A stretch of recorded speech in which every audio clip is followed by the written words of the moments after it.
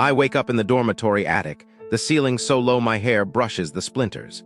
It is the 14th of January, 2024, and the thermometer outside the cracked window says 6 degrees Fahrenheit, which is minus 14 Celsius, which is the same temperature my grandmother's village reached the winter the soldiers took the horses. I am wearing every sweater I own, 3 of them cashmere gifts from my mother's diplomatic friendship. The cold still finds the gap between scarf and skin and pinches, like a governess who hates children. The radiator clanks, coughs, then gives up, exactly like my father when he tried to explain why our country no longer existed on the map. I whisper to the room, "This is already a scam, but I have paid, so I must stay." I say it aloud because no one answers emails here, not even the housing office, and saying it makes it feel like somebody hears. I descend the staircase that lists to the left, the banister wobbling like a loose tooth. The steps are stone, worn into hollows by 158 years of other lost children. Each footfall echoes, "Fool, fool, fool." At the second floor landing, someone has vomited something the color of wet peat. It has frozen into a small, tragic glacier. I step over it carefully, the way my mother once stepped over the border at night. The smell is sour grain and citrus disinfectant, the exact combination the mind saves for nightmares. I think if they cannot clean a hallway, how will they cleanse my intellect? Outside, the campus spreads like a beautiful lie. The snow is powdered sugar on a bruised cake. The arts quad looks like a postcard you send to enemies. Wish you were here so you could suffer too. I open Apple Maps because I am modern and helpless. The little blue dot trembles, then drifts across the screen the way a ghost might wander looking for its body. It tells me the Johnson Museum of Art is inside a pond. I walk toward the pond because obedience is expensive, and my boots fill with slush that tastes of road salt and regret. The water soaks through the leatherants my mother s. From a Paris Baudequeen, I feel the wetness crawl up my socks like a parasite looking for warmth. This is how they teach navigation, by letting you drown in metaphor. I meet a sign that says museum, but the arrow points into a hedge of thorny roses planted by some dead trustee who wanted natural beauty. The thorns snag my coat, a 100-wool coat that cost more than the monthly salary of the janitor who will never answer my work-study application. I bleed a single drop, bright as the socialist banners in my childhood photo albums. The drop freezes mid-air and falls like a tiny red star. I think even my blood is disappointed. Inside the museum, the guard glares because my student id is cracked. The plastic split the weak eye tried to use it for ice scraping. He makes me sign a paper with a pen chained to the desk, the way prisoners chain pens, the way my country chained words. The galleries smell of old varnish and distance. The paintings are pretty, but the labels are written in academic code, problematizing post-colonial spatiality. I whisper, I am post-colonial spatiality, and nobody laughs because nobody speaks human here. I look at a landscape of Tuscany and remember my grandmother's stories of vineyards we will never see again. The museum offers panoramic views of Cayuga Lake, but the windows are so high I must stand on tiptoe, which makes my calves burn, which makes me remember I am small, which makes me remember power likes to keep the view for itself. I leave, and Apple Maps now insists the Slope Day Festival is inside the steam tunnel where they once found a freshman who had given up.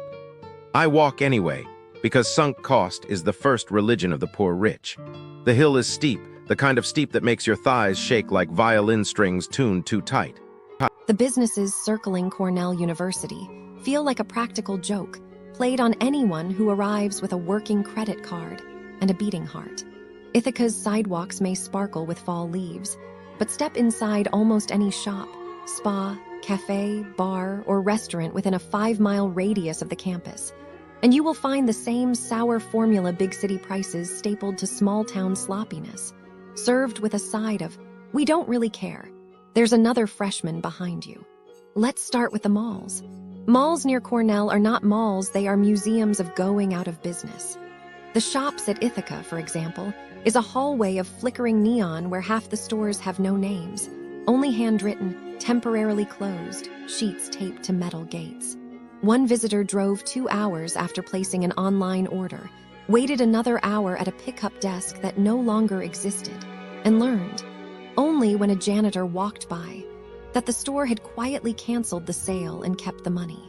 Teenagers report being followed by security guards the way ghosts follow horror movie children everywhere, silently, until the kids huddle by an exit praying for the bus to arrive before the guards do. The movie theater shut down, the food court is 3 tables and a sad pretzel kiosk, and the only working attraction is a row of plastic rides that swallow quarters and refuse to move. If you park on the wrong side after 8 p.m., staff lock the doors early and force you to walk outside in the kind of cold that makes cell phones surrender. The collective message, we are open, but only technically. Spas here suffer from the opposite delusion. They think they are Beverly Hills.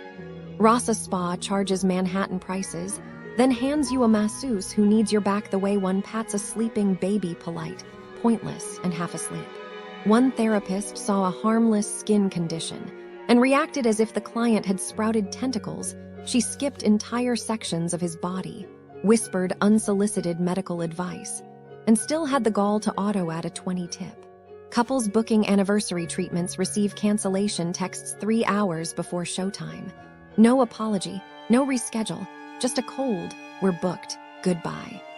The locker doors stick, the showers run ice cold, and the promised cucumber water is often plain tap with a single mint leaf floating like a lonely boat. You leave oiled, anxious, and 250 lighter, wondering if the real relaxation was the wallet you lost along the way. Coffee around Cornell should be the town's oxygen, instead it arrives curdled. Gimme Coffee on MLK Street used to be the cool kids' living room, now the baristas measure your worth in microseconds. One regular watched the clerk dump spoiled milk into his iced latte, scoop out the floating white chunks, and slide the cup across the counter as if plating ceviche. When he complained, the reply was a shoulder shrug and a turned back. Wi-Fi signs remain in the window, but the password is extinct and the indoor benches are gone. COVID restrictions that somehow outlived COVID. Lines stretch to the door because a single employee handles orders, espresso, and existential dread. If you linger more than 15 minutes, someone hip-checks your laptop closed with the subtlety of a bouncer at last call. Bars near campus double as cautionary tales. The watershed looks like a lakeside postcard until you meet the staff, who guard the door like nightclub sphinxes. A 50-year-old veteran was told he could not wait in his own car in the parking lot. The bartender threatened to phone police because loitering includes sitting. Inside, you will pay a silent 20 bartender commission, printed in 4-point font on a paper no bigger than a gum wrapper. Order a second round, and the same bartender may flip you off for asking why the beer is warmer than the conversation. Management answers online complaints by insulting the customer's grammar and inviting them never to return. Imagine a chef spitting in your soup, then mailing you the bill for his saliva. The music upstairs competes with downstairs, so your brain processes 2 songs at once, a stereo experiment nobody asked for. One Cornell graduate group celebrating new jobs was scolded for excessive laughter. On a Friday night they left, tipsy, ashamed, and still thirsty. Ethiopian food should be a warm hug on a cold upstate night, but how he turns that hug into a hand in your wallet. The injera arrives so saturated with salt and sugar that even native Ethiopians send photos home asking, is this a prank? The servers slap. You know, it's kind of weird to think about, but when you start looking into the sorts of things that happen around Cornell University, Ithaca, it's like the charm of the place gets a little tarnished, you know. Like you expect a college town to be all about knowledge and growth, but then there's this other side, this undercurrent of deception that's just sad, really. Take that convenience store owner, Mr. Jalil, who was caught up in a food stamp fraud scheme. It's like he had a store right there in the community, a place where students and tourists would pop in for a snack or whatever, and he was playing this double game. Exchanging benefits for cash, it's wrong, you know. It's like stealing from the needy and the government all at once. And the people who got caught up in that, they probably felt so betrayed, thinking they were just buying a soda or something. And for Mr. Jalil, well, he's on probation now, his reputation's in tatters, and I can't help but wonder if he regrets it. I mean, he had a business in such a vibrant community, and he chose to undermine it with his actions. Then there's this other story about the businessman charged with tax fraud and grand larceny. It's like he thought he could outsmart the system, skimming off the top, not reporting all his sales. It's just greed, isn't it? And the tourists who came into his store, they might have been part of that, paying sales tax that went who knows where. It's like they were enjoying their time in Ithaca, maybe buying souvenirs, and they end up unknowingly contributing to this man's illegal gains. I can only imagine how they felt later when they found out the truth. Did they feel violated? Did they start questioning every purchase they made in Ithaca? And the businessman, he's facing the music now, but I wonder if he ever stops to think about the trust he broke with his customers. And speaking of trust, those scams that popped up when stores started closing down, it's heartbreaking, you know. These fake websites and pop-up stores promising deals that were too good to be true, and tourists falling for it, losing their money on nothing. It's like they were trying to snag a bargain during their trip, and instead, they get nothing but disappointment. I can picture some poor tourist back home, empty-handed, feeling so stupid for believing those lies. And the scammers, they're probably somewhere counting their ill-gotten gains, but karma is a thing, right?